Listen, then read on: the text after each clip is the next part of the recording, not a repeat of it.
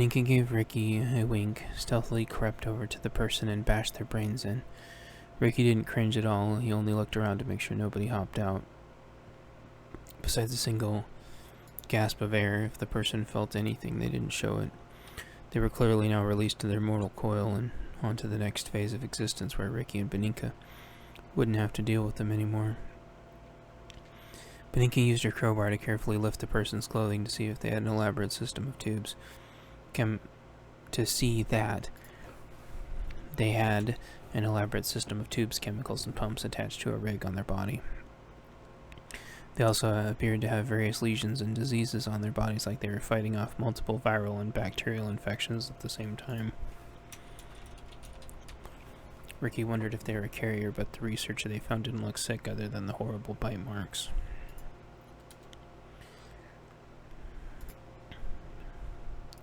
Ricky gently tugged on Beninka's clothing like a child would, trying to get her away from the body. He didn't trust that body, like it could get up any point despite there only being mush where a head used to be. She nodded, and they continued sneaking through the area, finding several more they stealthily dispatched. Ricky separating one from their head with the bladed portion of his tool, and another in the back of the head with the claw end. Ricky decided the blade was the most effective and humane, if it could even be considered humane with whatever these abominations were. Beninka's wasn't quite as heavy, but with the bladed portion she was still making do, having reached the same conclusion as Ricky had, how to most efficiently dispatch these diseased psychos. The last one Ricky saw looked like its flesh had been mostly eaten off by a bacterium. Ricky mused to himself that this specific one must have tried to eat the freshwater clams and were trying to self-medicate with the street drugs to a horrible end.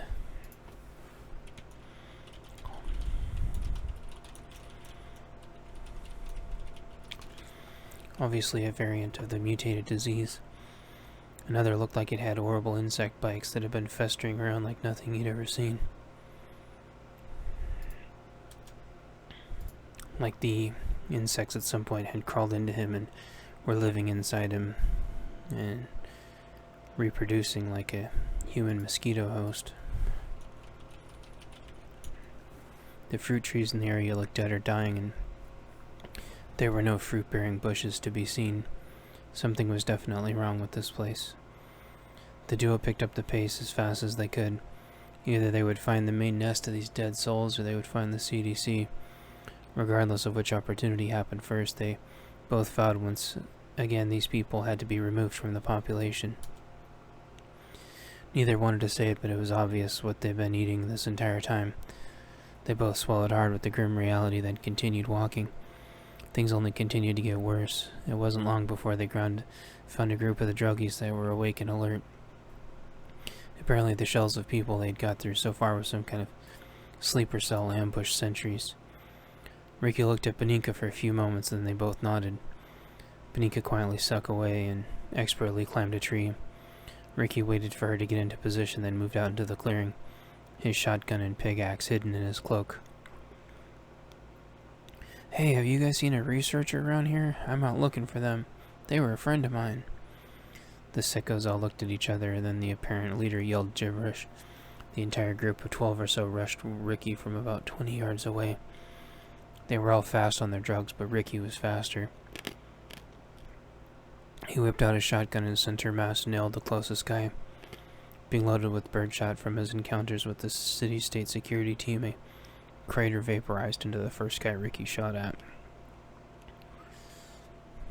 splattering liquid from the creature's internal pump everywhere. In a fraction of a second, the bolt automatically flew back, picked up a new round, and then slammed forward, and with a trigger pull each time duplicated the situation as needed. As this happened, every other head, including the sub-leader, turned into mist. Ricky wasn't counting shots in the chaos and clicked. As the last person was about to close the distance, Ricky twisted and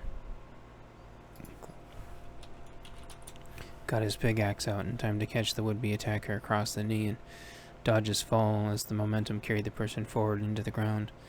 A final shot rang out from the tree a second later, and the bad guy's head ceased to exist.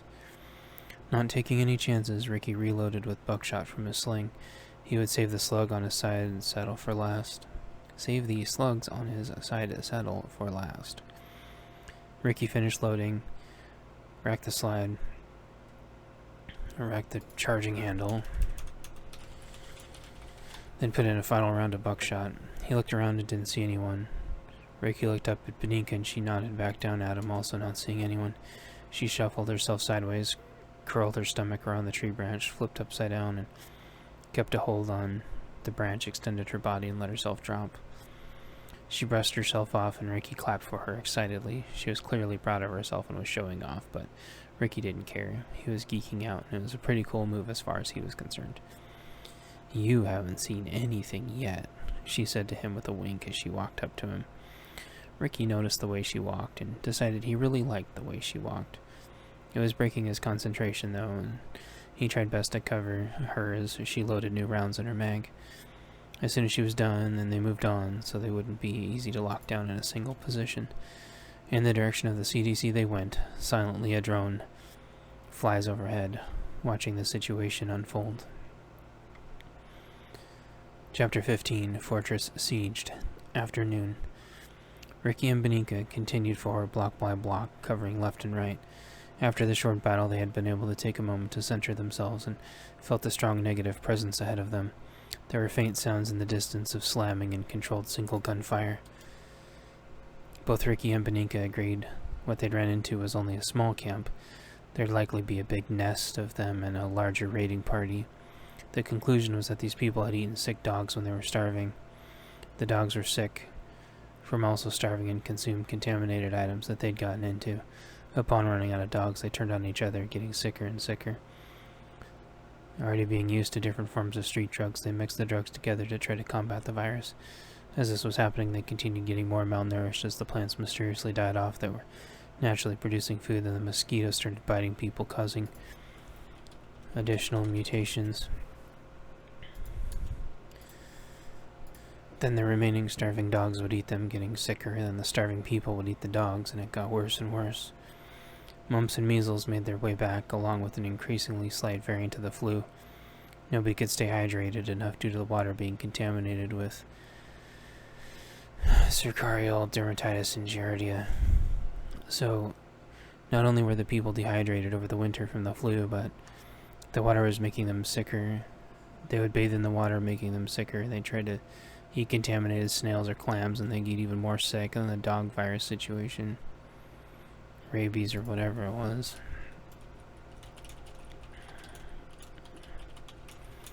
People die, everyone starving would consume them, repeating the process, the mosquitoes everywhere, ensuring that this would be the end.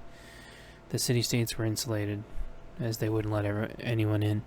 The various farm strongholds were safe, because if they let anyone, there'd be a 30-day decontamination, isolation, quarantine period. The people on the outside kept getting sicker and sicker, and while there were rumors of how to deal with the doggy disease, nothing was in the works for the rest. With the new lake where the valley used to be, the mosquitoes and waterborne viruses were only getting worse. Ricky and Benika quietly shared their ideas with each other as they headed closer and closer to the ruckus.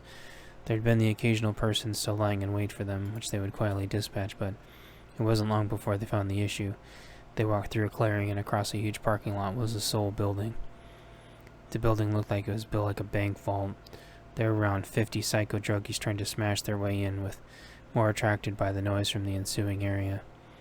Still in disbelief, Ricky asked himself out loud how they missed these people on the way through the first time. Benika responded, likely wondering the same question. "Guess we were lucky and quiet." Ricky nodded and quietly said, "Let's make sure these psychos never hurt anyone ever again." Benika nodded and patted him on the shoulder, happy she'd found someone that wasn't afraid to do the right thing to help out others. Ricky looked at her and nodded, and she nodded back and then scurried up a tree. Ricky began circling around to the building, trying to get a full appreciation for what was going on. A shot would occasionally ring out as someone from on top of the research center would crank off a heavy-sounding round. Someone in the parking lot would go down with a missing head. The sound of a bolt coming up, back, forward, and down again would be heard between shots. Someone up there was enjoying this, but probably knew there was no end to the situation by himself.